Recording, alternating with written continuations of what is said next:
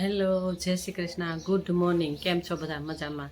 તમે મજામાં હશો? અમે પણ મજામાં જ છીએ ભાઈ, અને સ્વસ્થ છીએ, મસ્ત છીએ ને વ્યસ્ત છીએ. તમે પણ સ્વસ્થ હશો, મસ્ત હશો ને વ્યસ્ત હશો. જે વ્યસ્ત હોય એ સ્વસ્થ હોય.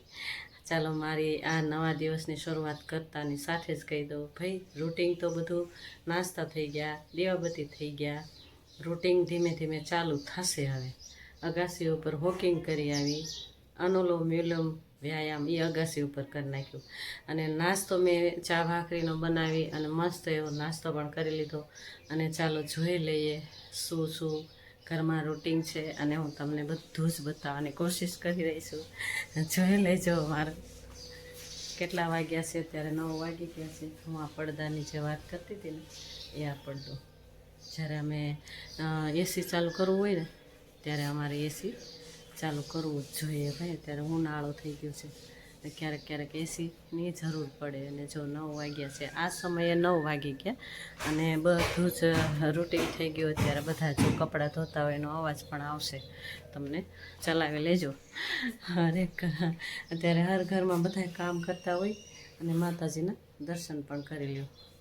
દીવાબત્તી કમ્પ્લીટ થઈ ગયા, સરસ મજાના દીવાબત્તી કરી જ નાખ્યા. અને હવે પ્લેટફોર્મ સાફ કરી નાખીએ અને રૂટિન જોઈ લઈએ. તમે હમણાં ક્યાં ગયા હતા? તમે ક્યાં શાકભાજી લેવા ગયો તો બજારે, અને શાકભાજી પડ્યા છે બધા એવડા થઈ ગયેલા છે. શાકભાજી પડ્યા થઈ ગયા, કોઈ ઈ શાકભાજી બધા પડ્યા છે, જેટલા શાકભાજી પડ્યા છે સરસ મજાનું કે છે.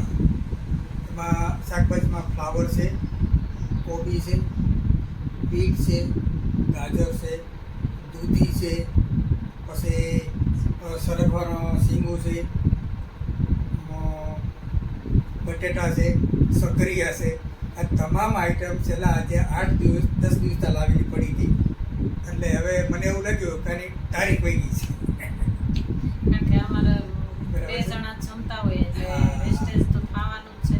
ગમે એટલું ફ્રીજમાં રાખો, ગમે ત્યાં રાખો તો બગડવાનું તો છે જ. એટલે એ જે મને એવું લાગે છે કે ડંખવાળા થઈ ગયા, એટલે એને લઈ લીધા. ભાઈ એને શું કર્યું એ મને વેસ્ટ જેવું જે દેખાણું, એને મારે વેસ્ટમાંથી બેસ્ટ બનાવવા માટે એને આંગણામાં જઈ બધું સુધારીને મૂક્યું છે મેં, કે એનો ઉપયોગ હું કાળી માટી એટલે કે ધૂળ લઈ આવીશ, અને એની સાથે મિશ્રણ કરી અને એને થોડો ટાઈમ ખાતર જેવી પરિસ્થિતિ પેદા થાય એવી કરી નાખવાની, જેથી કરીને આપણા આંગણામાં જે કોઈ ફૂલ છોડ હોય એને આપણે દર અઠવાડિયે એક મુઠ્ઠી ભરીને નાખી શકાય, જેથી કરીને વાવેલા જે વૃક્ષ ફૂલ છોડ છે એનો વિકાસ એટલે કે વૃદ્ધિ થાય એની અંદર. હા, એની વૃદ્ધિ થાય એની અંદર. કારણ કે બધા ન્યુટ્રિશન દરેક શાકભાજીની અંદર છે, દરેક શાકભાજીની અંદર જુદા જુદા ન્યુટ્રિશન છે. એ બધાય આપણા ફૂલ છોડને મળે એટલે એનો ગ્રોથ સારો થાય અને એનો વિકાસ સારો થાય. એટલે એનું ફેંકી ન દેવાય, આપણે એનો પાછો યુઝ કરી નખાય, ઉપયોગ કરી નખાય.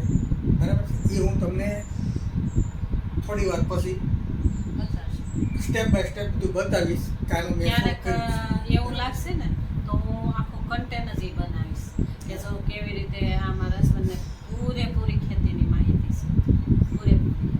એટલે એ જોતા હોય ઘણીવાર કે આ નહીં જવા દેવાનું, આ નહીં જવાનું દેવાનું. અને જો અથવા દ્રાક્ષ ખાધી હોય ને, દ્રાક્ષના ફળિયા પણ એ સાચવે.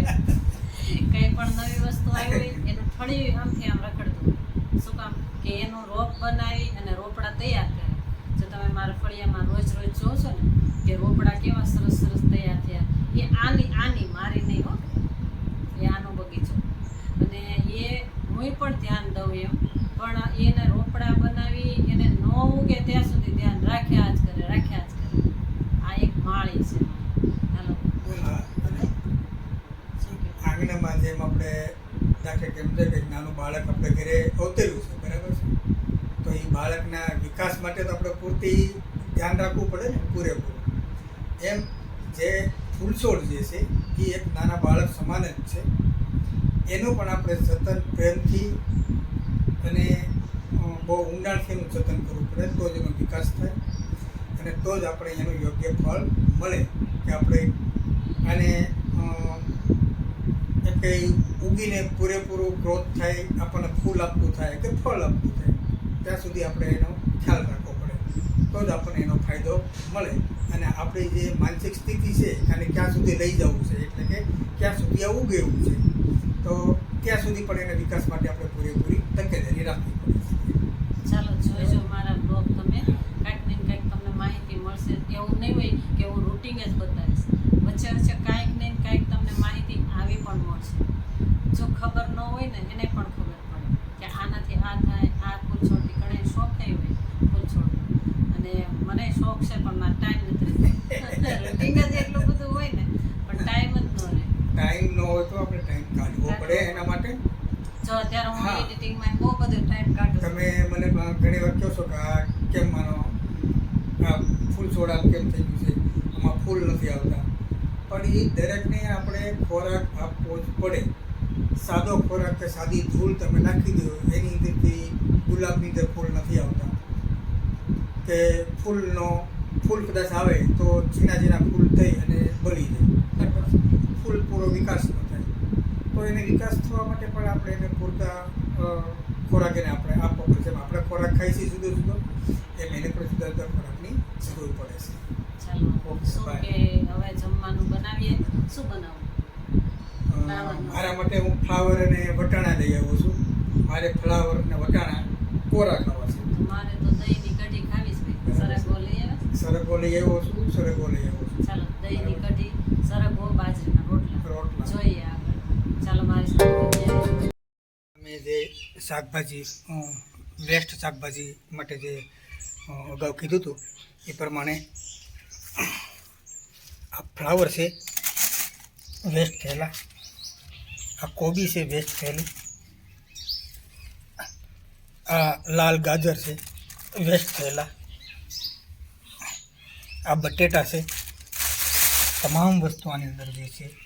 અને આ આપણી પ્યારી દૂધી, એ પણ લાંબા ટાઈમથી પડી હતી, એને પણ એમાં નાખી દીધી.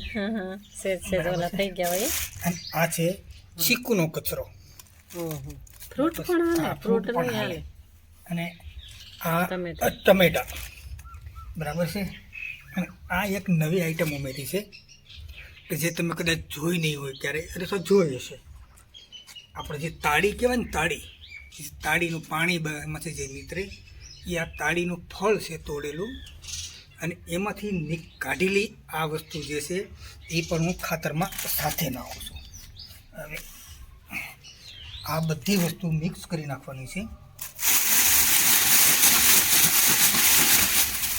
મિક્સ કર્યા પછી આને હું ખાતરની ગુણમાં ભરું છું. ખાતર એટલું બધું જમા કર્યું? ઓહો.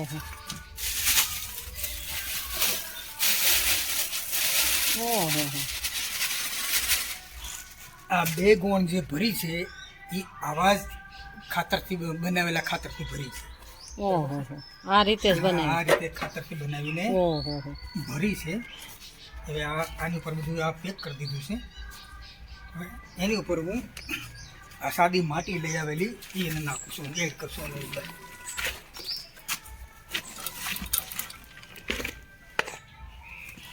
આવું પણ થતું હોય છે. જો હાલો, થઈ ગયું તૈયાર.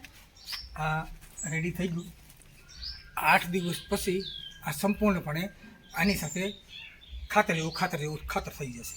પછી આપણે એનો ઉપયોગ કરવો હોય ત્યારે કરીશું. ઓકે, ઓકે, ચાલો, થેન્ક યુ. ચાલો આજનો બ્લોગ મારો આવો રહ્યો. જો જમ્યા પછી પણ મેં શું કાર્ય કર્યું, શું નહીં, બધું તમને બતાવ્યું. આજે રૂટિન ઓછું બતાવ્યું છે. મેં બધું જ મેં એક્સરસાઇઝ, વ્યાયામ એ બધું જ કરી જ લીધું હતું. પણ આજે તો અનોખો બ્લોગ હતો. કેવો હતો એ તમે આગળ જોઈ જ લીધું હશે. તો તમને ગમ્યો હોય તો લાઇક, શેર, સબસ્ક્રાઈબ કરજો. અને નવા હોય તો એક સબસ્ક્રાઈબ કરીને જ જજો. અને લાઇક તો જરૂર જ કરજો. બરાબર.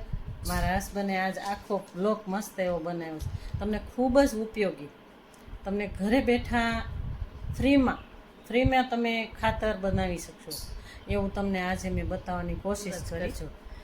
અને કમેન્ટમાં કહેજો કે કેવો લાગ્યો તમને આજનો બ્લોગ. જો રૂટિનમાં તો રસોઈ તમને કન્ટેન્ટમાં નથી લીધી, પણ રસોઈનું પણ તમને બતાવી દીધું કે મેં જમી લીધું, જમ્યા પછી પણ શું કાર્ય કર્યું એ પણ તમને મેં બતાવી દીધું. તો તમે મારી ચેનલને આગળ વધારવાનું મારે મદદ કરજો. અને ચાલો મારા બ્લોગમાં બન્યા રહેજો. આજે રૂટિન મેં નથી જ બતાવ્યું.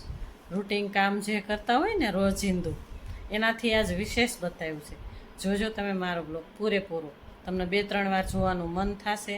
તમને ગમે તો લાઈક, શેર, સબસ્ક્રાઈબ કરી જ નાખજો. ચાલો, જય શ્રી કૃષ્ણ, રાધે રાધે.